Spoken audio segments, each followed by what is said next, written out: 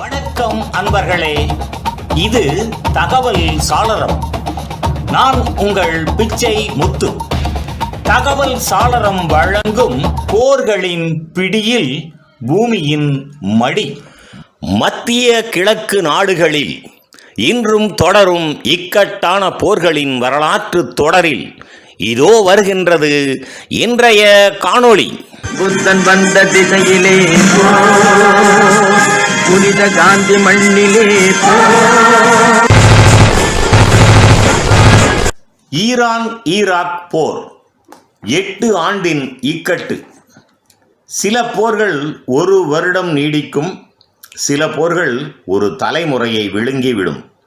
1980 முதல் 1988 வரை 8 ஆண்டுகள் மத்திய கிழக்கின் மிக கொடிய போர்களில் ஒன்று ஈரான் ஈராக் போர்.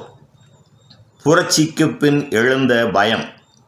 1979 ஈரான் இஸ்லாமிய குடியரசாக மாறியது. இந்த மாற்றம் அருகிலுள்ள நாடுகளுக்கு ஒரு அச்சம், குறிப்பாக ஈராக். சதாம் ஹுசைன் அதிகாரமும் அச்சமும். ஈராக் தலைவர் சதாம் ஹுசைன் மதச்சார்பற்ற அரசு, வலுவான இராணுவம், பிராந்திய தலைமை கனவு. ஈரானில் நடந்த மத புரட்சி ஈராக்கின் உள்நிலை தன்மைக்கு அபாயம். எல்லை, எண்ணெய் அதிகாரம்.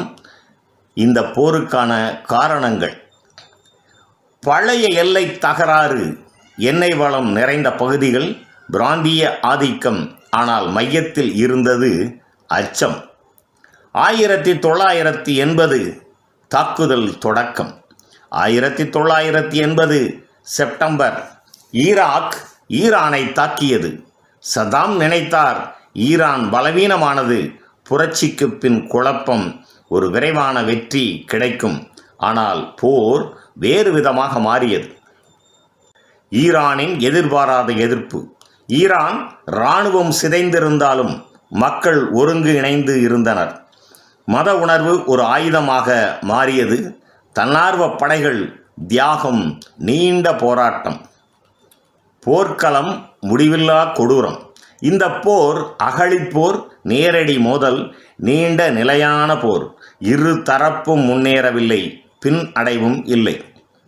வேதியியல் ஆயுதங்கள். இந்த போரின் கருப்பு அத்தியாயம் வேதியியல் ஆயுதங்கள். ஈராக் பயன்படுத்தியது. பொதுமக்கள் பாதிக்கப்பட்டனர். உலகம் பார்த்தது, ஆனால் நிறுத்தவில்லை. உலக சக்திகள் மறைமுக ஆதரவு. இந்த போர் உள்ளூர் அல்ல. சில நாடுகள் ஈராக்கை ஆதரித்தன, சிலர் ஈரானை தனிமைப்படுத்தினர். ஆயுதங்கள் வந்தன, அமைதி வரவில்லை. எண்ணெய் கப்பல்கள் புதிய போர்க்களம். போர் நிலத்தில் மட்டும் இல்லை, கடலில். எண்ணெய் கப்பல்கள், வளைகுடா, உலக வணிகம். இந்த டேங்கர் போர் உலக பொருளாதாரத்தையும் அதிர்ச்சியடையச் செய்தது. மனித இழப்பு, கணக்கிட முடியாத வலி. 8 ஆண்டுகள் முடிவில் லட்சக்கணக்கான உயிர்கள் பலி, நகரங்கள் சிதைவு, பொருளாதாரம் சீர்குலைவு. வெற்றி யாருக்கும் இல்லை. 1988 போர் நிறுத்தம். 1988 ஐக்கிய நாடுகள் சபை மூலம் போர் நிறுத்தம். இரு நாடுகளும் சோர்ந்து போயிருந்தன. எல்லைகள் முன்பு இருந்தபடி அப்படியே.